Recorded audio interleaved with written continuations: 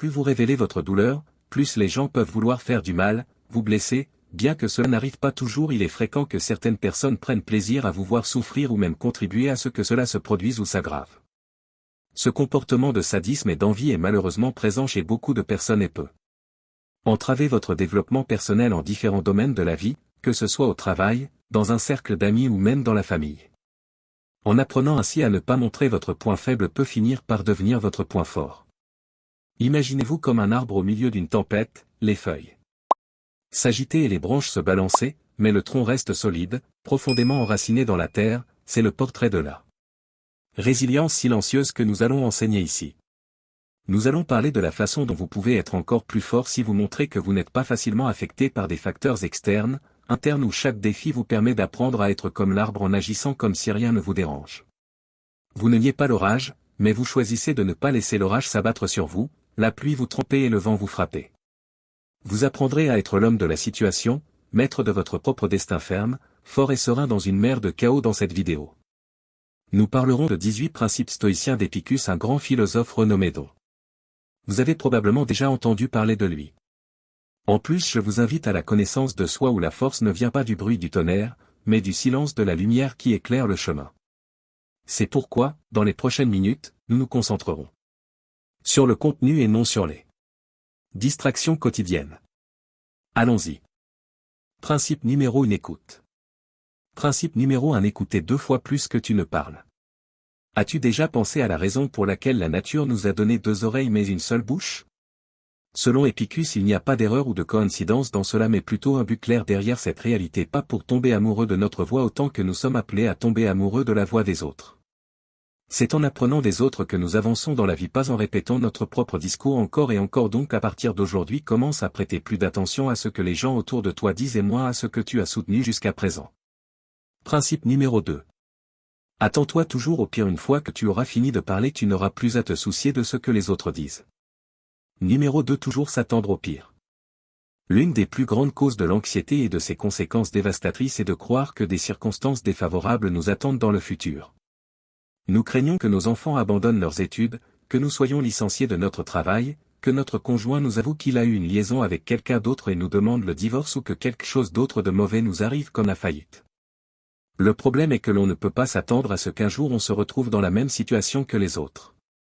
Le problème est qu'un jour nous craignons un de ces problèmes et le lendemain un autre et encore un autre. Le chemin de la vie, en plus de nous réserver des parties bonnes et heureuses, nous réserve aussi une poignée de problèmes qui sont inévitables. Donc nous vivons dans un stress permanent causé par des stimuli différents chaque jour, et c'est là qu'Épicure nous dit de penser que toutes ces choses que vous craignez tant se sont déjà produites. Alors qu'est-ce qui pourrait être pire? De cette façon, votre esprit développera des stratégies d'adaptation pour aller de l'avant la tête haute. Principe numéro 3. Préparez-vous à échouer, car c'est la seule façon de progresser. Nous faisons l'impossible pour ne pas être considérés comme des imbéciles. Mais Épicure a un autre point de vue sur la question. Selon sa philosophie, l'une des meilleures choses qui puissent vous arriver est d'être considéré comme tel. Car c'est ainsi que vous pourrez réellement vous améliorer professionnellement et personnellement. Le philosophe stoïcien nous rappelle que le dépassement n'est pas le produit d'une réaction spontanée, mais plutôt le résultat d'un long chemin d'essais et d'erreurs, car c'est par l'erreur que nous pouvons polir ce qui nous éloigne de l'excellence. Principe d'excellence numéro 4. Principe 4. Fortune. Conscient des dangers de la fortune. Cette richesse que nous désirons porte en elle un stigmate dont peu de personnes peuvent se libérer. Et il ne s'agit pas seulement des personnes qui surgiront de nulle part pour profiter de notre fortune comme en feignant une amitié qu'elles ne connaissent pas. Mais aussi des personnes qui ne savent pas comment s'y prendre. L'argent a la capacité de transformer les gens et pas nécessairement pour le meilleur une fois que nous sommes en possession de cette ressource hautement convoitée. Nous en venons à avoir quelque chose que jusqu'alors nous ne savions pas que nous avions. C'est à partir de ce moment que notre esprit peut commencer à s'empoisonner face à la perte de la morale. Valeur morale. Principe numéro 5. Principe 5. S'accrocher à un seul espoir. Heureusement, nous sommes des êtres enclins à pratiquer la diversité, c'est-à-dire qu'il n'y a pas de raison de mettre tous nos espoirs dans un seul rêve. Car cela pourrait être dévastateur si nous y échouons. Donc Épicure nous encourage à poursuivre de nombreux rêves, car cela augmentera exponentiellement nos chances de succès. Principe 6. La mort. Il ne s'agit pas d'un conseil qui nous invite au pessimisme, mais à prendre conscience que la mort est la destination finale de toutes nos actions et surtout de nos efforts. Une fois que nous aurons cela à l'esprit, nous pourrons peut-être commencer à évaluer dans quelle mesure il vaut la peine de dépenser 20 ans de nos économies limitées pour payer une maison qui, même si elle nous pèse, ne pourra pas être emportée avec nous partout où nous irons. Lorsque la mort nous visitera, tout comme nous emportons dans notre sac les objets que nous ne pouvons pas emporter avec nous. Nous transportons dans notre sac les objets que nous considérons comme indispensables à notre vie quotidienne tels que le téléphone, les cartes de crédit et notre brosse à dents. Il nous serait très utile de transporter un petit carnet contenant ces principes de base car grâce à eux nous ne verrons plus les revers comme des malheurs ni la vie comme un temps interne dont nous disposons. Mais nous acquérons une vision plus réaliste de notre existence et ferons certainement un meilleur usage de notre temps de vie. Principe 7 richesse. La richesse réside dans un esprit satisfait grâce au stoïcisme. Épictète avait sa conception particulière du bonheur et nous pouvons la connaître à travers l'une de ses célèbres phrases. Un homme sage est celui qui ne se préoccupe pas des choses qu'il n'a pas, mais qui se réjouit de celles qu'il a. Cette réflexion est plus qu'une pensée. C'est un conseil pour apprendre à ne plus se sentir affligé par ces richesses qui ne font pas encore partie de notre vie car en nous laissant aller à nous plaindre et à nous lamenter sur ce qui nous manque, nous perdons de précieuses minutes de bonheur pendant lesquelles nous pourrions remercier pour tout ce que nous avons accompli jusqu'à présent et qui est bien plus que ce que nos yeux sont entraînés à apprécier. Ainsi, une personne riche est avant tout une personne heureuse. Principe 8 Humilité. Numéro 8. Incorporez l'humilité dans votre vie si vous voulez vraiment apprendre quelque chose. Il est essentiel qu'une personne apprenne ce qu'elle croit déjà savoir par cette phrase. Épicus nous appelle à faire usage de notre humilité surtout dans le domaine de l'apprentissage. Traverser la vie en se vantant de l'orgueil de la connaissance nous éloigne de plus en plus de la connaissance authentique qui naît de la conviction que nous sommes complètement ignorants de ce que nous avons l'intention d'apprendre.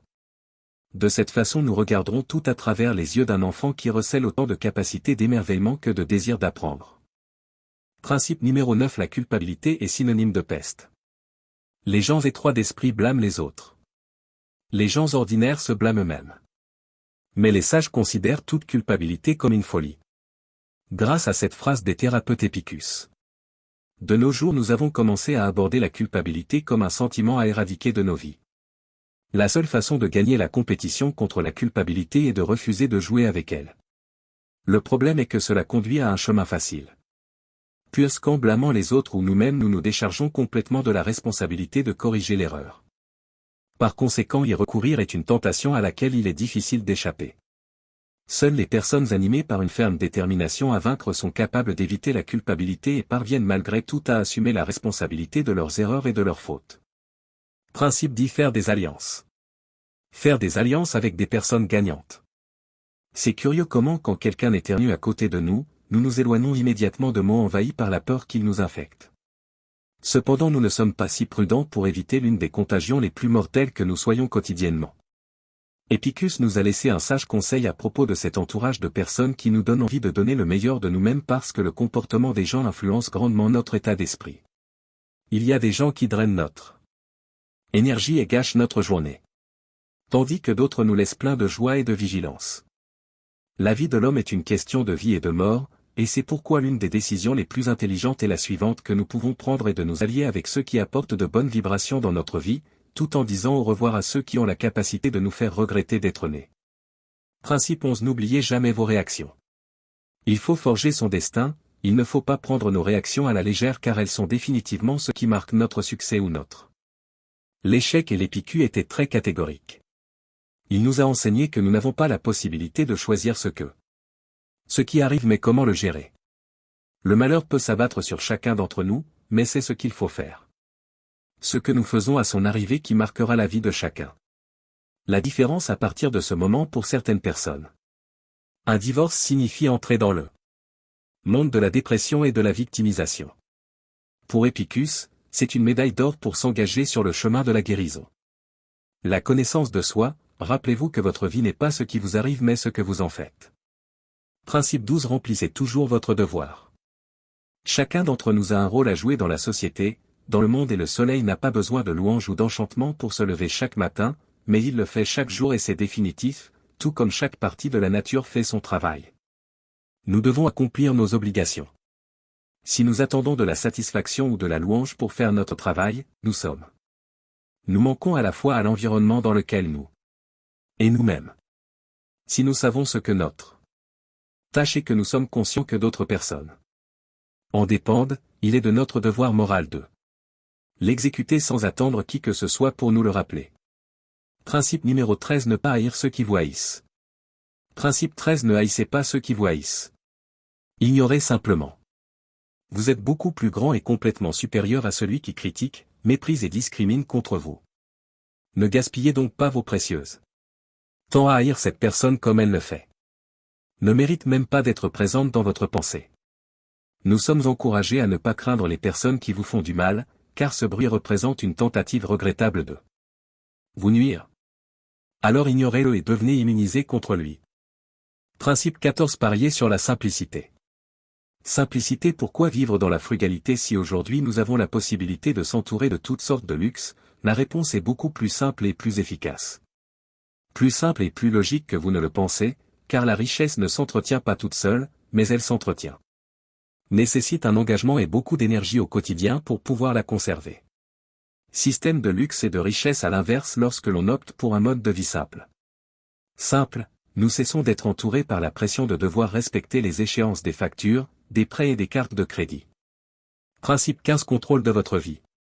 Principe numéro 15. Lorsque vous permettez les commentaires et les attitudes des autres vous dérangent, vous leur cédez le contrôle de votre vie. Toute personne capable de vous mettre en colère devient votre maître. Mais cette personne ne peut vous mettre en colère que si vous vous laissez faire.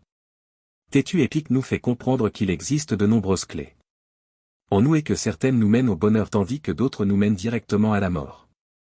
À la ruine émotionnelle, et c'est précisément cette dernière clé que nous remettons à ceux qui nous ont fait confiance.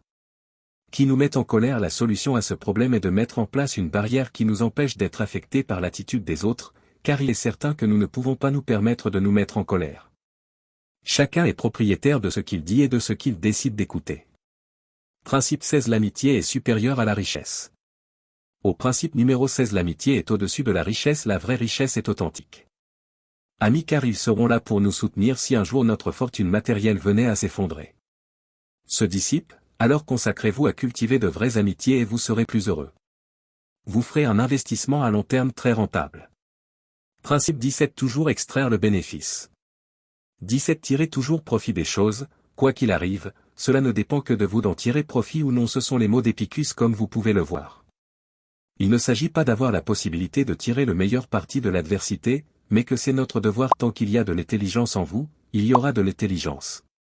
La capacité de réaliser l'avantage que vous pouvez tirer de la situation qui s'est produite. Imaginez qu'un jour, en arrivant au travail, vous découvriez que vous serez licencié. Au lieu de désespérer et d'accuser l'univers d'être contre vous, vous avez la possibilité de vous lancer dans l'entreprise dont vous rêviez pendant que vous étiez au travail. Tout en accomplissant votre horaire de travail aux côtés de personnes que vous n'aimiez pas. De chercher le positif dans une situation, car ce mouvement s'est amplifié tout au long de l'année.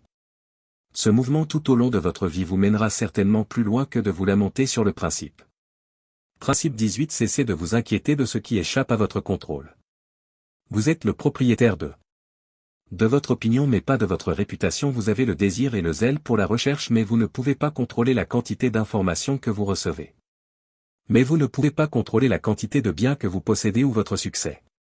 S'inquiéter et devenir amer à propos de ces choses que nous ne pouvons pas contrôler, c'est simplement de perdre son temps.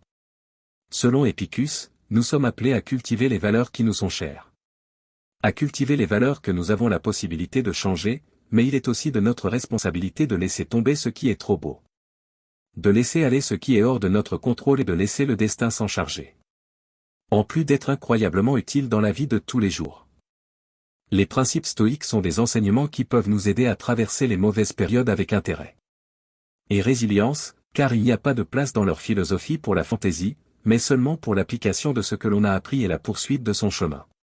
Mais seulement pour appliquer ce que l'on a appris et aller de l'avant. J'espère que vous avez aimé la vidéo. Et puisque vous êtes arrivé jusqu'à la fin, partagez vos idées avec nous et écrivez la sagesse blindée dans les commentaires si vous le souhaitez. La sagesse blindée dans les commentaires si vous êtes nouveau sur la chaîne. Bientôt.